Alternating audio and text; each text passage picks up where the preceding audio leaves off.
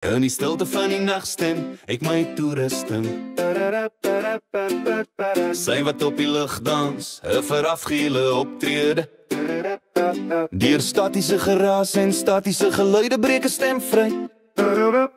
Oor die myle begin 'n vriendskap groei. Antennes wys na sterre in die donker, vind ons lig. Briem oplossing, 'n uitdaging, maar o so reg. Stroom aan 'n reg maak 'n ligkaart om op te los. Elke gekraak 'n leidraad, elke piep 'n handskoen. Amradi is my lewenslyn, 'n brug so wyd wat harte verbind, wyd en sy.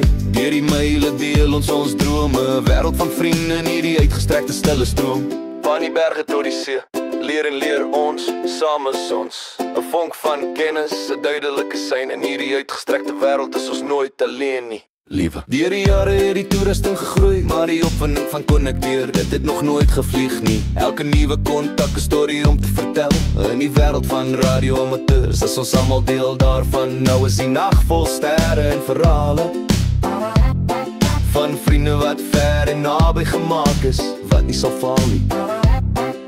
Die radio is my vriend, my leidende lig. In die donker skyn dit 'n helder baken. Radioamateurs is my lewenslyn, 'n brug so wyd wat te verbind, ver en wyd. Deur die myle deel ons drome, wêreld van vriende in hierdie groot stille stroom. Radioamateurs is my lewenslyn, 'n brug so wyd wat te verbind, ver en wyd. Deur die myle deel ons drome, wêreld van vriende in hierdie groot stille stroom.